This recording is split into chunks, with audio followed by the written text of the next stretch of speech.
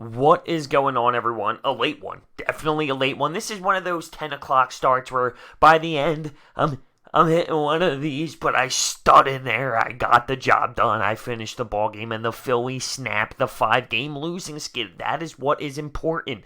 9-6, the Phillies win. Jay Bruce, really? That type of performance? A grand slam? He hit 2 home runs tonight. The other one, okay, just a 2-run shot. Okay, it wasn't a grand slam. 6 total RBIs and 3 hits. What a monster. What a monster. Scott Kingery, he was a beast offensively and defensively. He hit a moonshot of his own that was in the second deck. Scott Kingery we're talking about. When it came off his bat, I jumped back. Are you serious? Whoa. Did I doze off too soon? Was that Scott Kingery with that bomb? In that situation, it was a back-to-back between him and Jay Bruce, who hit one right before him. Now, one thing that's obvious is Andrew McCutchen's injury to this Phillies lineup. And it's hard to ignore it right now. It is such a big difference with him in and out of the lineup. What we did today was awesome. But I can compare it to the backup goalie concept. You get this extra jump, this extra juice, because you know you're playing down. Can we sustain that type of success without him? That's reality. You're playing with that extra spark because you know you have to step up due to the fact that you're losing a piece. Is it this jolt of energy? Or is it real? And only time will tell. But today I thought, because it's so new to this team, they had that extra push behind them. I'm not upset about that. I'll take that over the alternative.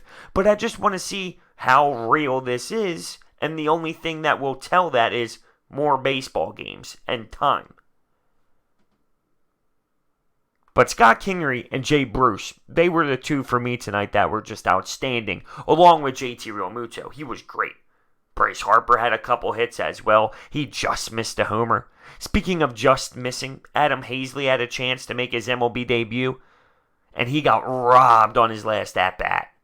Robbed down at the first baseline.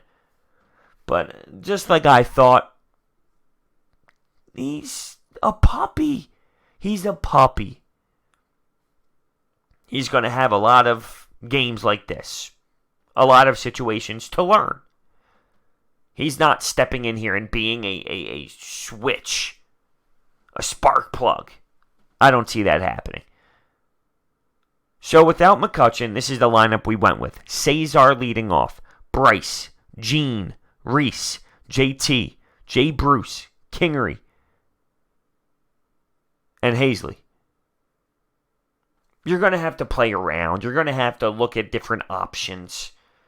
Try new things. It's nice to see us put up 9 runs, though, for this offense. The one that we've been complaining about. The one that we know there's so much depth involved, and we don't see it every night, especially as of late. Now, we win the game, but so did the Braves. That's the worst part. On the bump for the Phillies, Jerad Eichkoff. He's been getting rocked out of the ballpark as of late. Definitely a better game out of Jerad Eichkoff. He goes 6 innings, allowed 3 earned runs, 5 Ks, 4 hits. Without a doubt, there have been way worse outings for Jerad Eichkoff. His off-speed pitches were being as hung as others that I've seen in the past. So we'll take that absolutely. Bullpen did get shaky at times. Garcia, he's been starting to get hit a little bit. He was not strong whatsoever. Nicasio was not really strong either, and he was unhappy with himself as he was walking from the mound back to the bullpen, from the mound back to the clubhouse as he went 2/3 of an inning, allowed a couple hits. But Sir Anthony looked strong. That was a plus. Hector Neris came in and closed the door. 4 strikeouts total between those two guys. Listen, Sir Anthony Dominguez has been, let's be real, bad. Real bad. So far this season. Underwhelming. Great for him. Great for him today. He got on the mound. He was able to deliver. And the more I watch this bullpen come out, the more I say, wow, we are really, really, really, really hurting right now. This bullpen is really deep in there. And hopefully they can hold up for however long they need. You keep hearing news about Tommy Hunter, or what's the situation with Tommy Hunter? David Robertson's really banged up, and realistically, it looked like that right from the jump. And Pat Neshek, it is what it is with that guy. It's crazy where this bullpen is. And Matt Klentak, John Middleton, they got a lot to discuss in regards to where they are going to go from here, what moves they're going to try to make at the deadline. Because we need help in a lot of different areas. The bench, outfield, bullpen, starting pitching. Where do we make the moves? There's still the free agent route of Keuchel Kimbrel. And Keuchel New York Yankees talks are starting to maybe get a little bit hotter. Or do we make the trade? Zach Greinke, Madison Bumgarner. Who's out there in the outfield? I hear a couple names. Adam Jones. I hear some names. We'll see. We'll see. To expect a night like this out of Jay Bruce every single night, I don't know if I'm ready to say that yet. But it also could be huge for a change of scenery for this guy. Now he's on a legit contender. When I say that, I'm saying a team with a realistic chance to win their division. Put themselves in a playoff spot. Jay Bruce is now on a team like that compared to where he was. So the mentality changes. So his approach changes. Realistically, he came here and knew he was coming here to be a bench bat, to be a pinch hitter, to be a guy to help this team get over the hump in situations where they need to pinch hit for the pitcher and whatnot. And as soon as he comes here, his mentality's bang. No. I'm playing.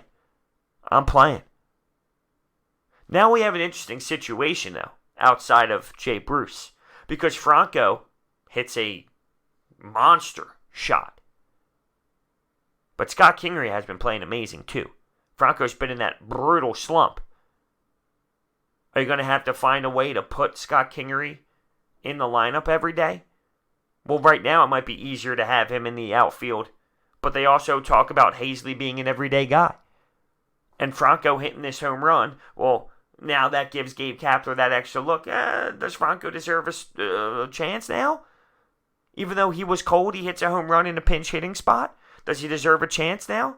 And now we got to mess around more. And I know that things are going to happen right now when the lineup is in play.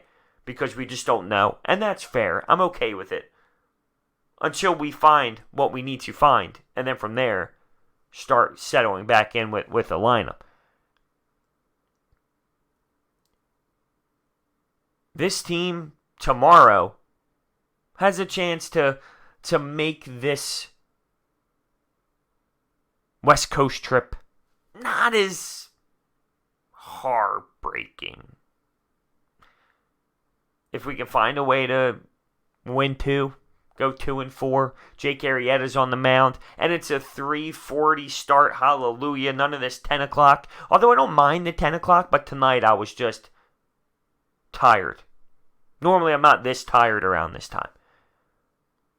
I don't mind the 10 o'clocker, especially when there's a game. You don't get that so much right now, but for example, during the winter, if you had the Sixers at 7 and the Flyers at 10:30 on the West Coast, come on, you put the recliner back. That's beauty. That's kind of how I approach this. I don't mind if there's a Stanley Cup game at 8. Oh, Phil's 10:30? Let's go. But for this instant, I was...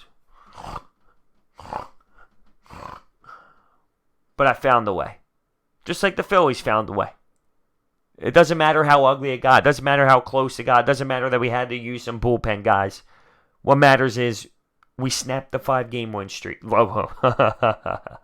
I wish it was a 5-game win streak. We snapped the 5-game losing skid. And let's see if we can roll around with some victories here. Starting with tonight. With that long ball. The ball was leaving the ballpark for the Phillies. That's for damn sure. So let me know your thoughts down below. On Jay Bruce. On the whole entire lineup. On Jerad Eichkoff. On the victory. Scott Kingery. Franco stepping in there. What's that mean for Franco for, say, tomorrow? You also might have Andrew Knapp tomorrow. Ugh. Let me know your thoughts down below. Thank you so much for watching. I'll see you next time.